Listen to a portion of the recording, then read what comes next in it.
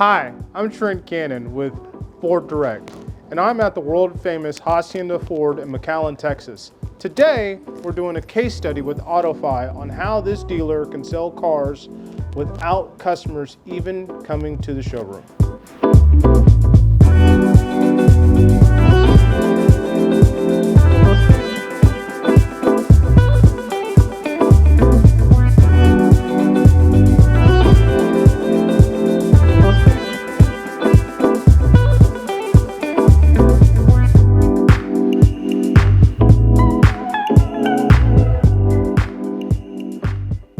Yesterday, when we were talking about, how we can improve that process for the customers, and he brought up to my attention that there's a customer in Alice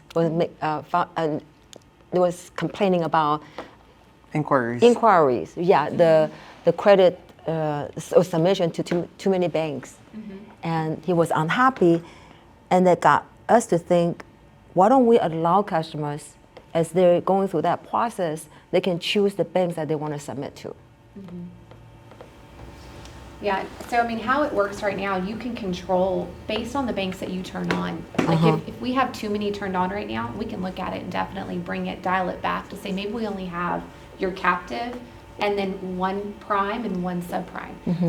So you wouldn't, and then how it works, once the customer applies for financing, it does a soft pull.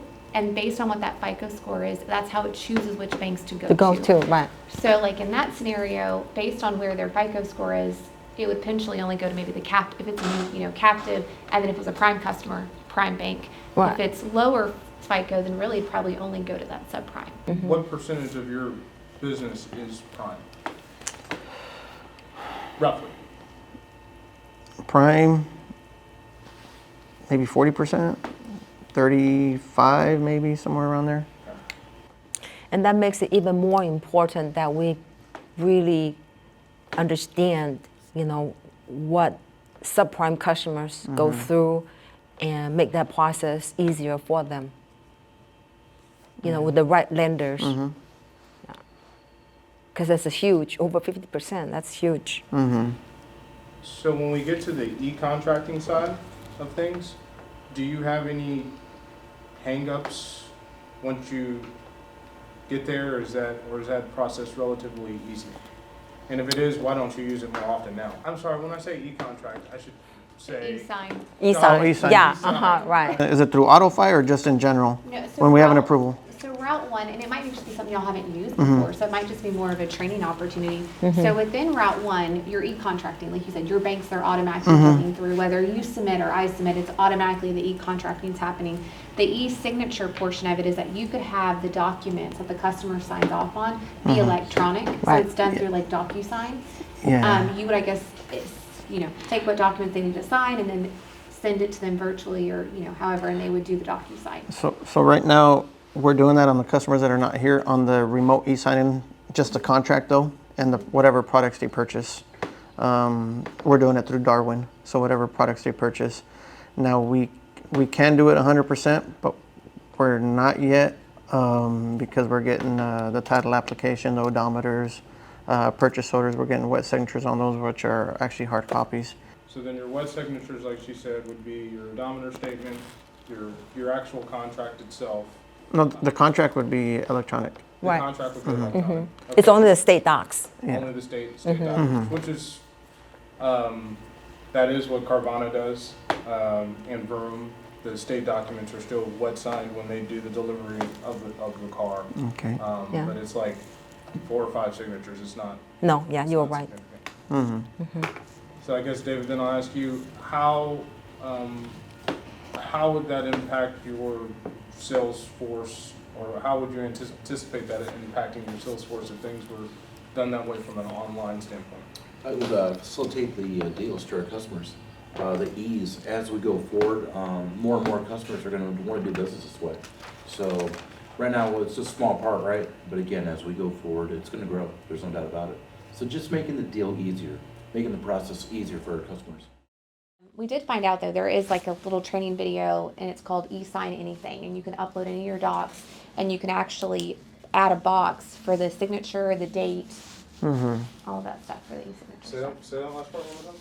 You add, so you upload your doc, and then you basically add a little box at the bottom that says like signature or initials, and then the date as well for them to be able to do. In Route 1, that way when you send it to the customer, you're the one that can control your signature fields, your date fields, all okay. that. Okay.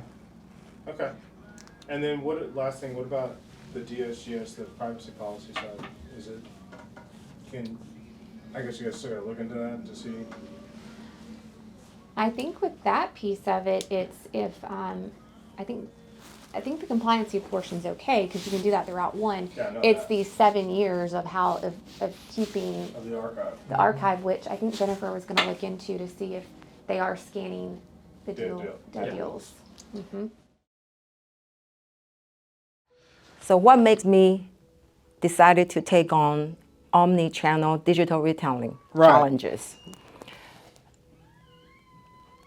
I think customers are seeking contemporary conveniences to guide their shopping decisions.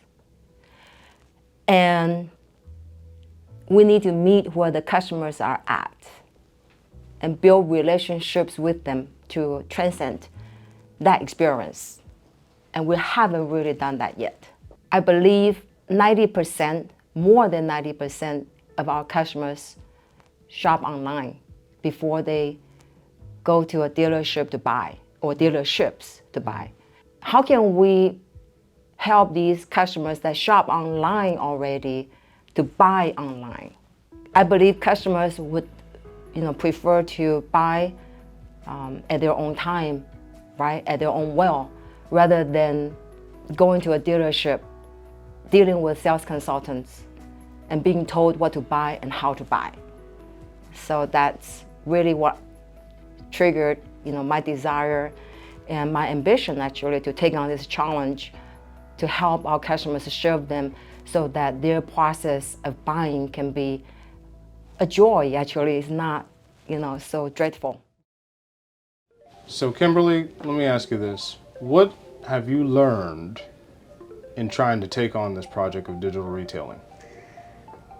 Definitely that there's so many programs. There's not right now that we've seen a program that can do it all. We have to look at multiple programs and definitely the integration. As you heard David say in the meeting, it's like we'll have to send the customer multiple links, not being able to do it all in one platform, or at least not right now to our knowledge as we're going about the journey. And I think right now that we're just trying to find something that's easy for the customer, all in one. And as we keep looking, sometimes we just get more questions, and it's like, okay, and figuring out what can be done, what can't be done, and just trying to figure out what's going to be the best route for the customer where everything's just in one platform. David, you run one of the most forward-thinking dealerships in South Texas. How has digital retailing, or do you anticipate it impacting your sales force and your sales ability at all? Most definitely. As we adapt to these changing times, we understand that we need to facilitate the processes with F&I, with sales, for our customers. So getting the process from A to Z down as far as the financing goes, so the customer doesn't have to come in, so they can basically do everything from home, and we drop off their vehicle at their house. It's a great benefit, and more customers are going to be doing this as we go forward. So we truly are embracing the rapid change that's going on and what we can do to help our customers. Hacienda Ford already has super high customer satisfaction. How do you anticipate going to omni digital retail impacting that? I think being at home and them making their choices at home really takes the pressure off them. So for one, our scores should go even higher now that they don't feel being under pressure from the salesperson, but we're looking forward to our results. So that's it, FordDirect. How can we help this dealer achieve its goals? If you have anything to input, let us know. This has been Trent Cannon with FordDirect.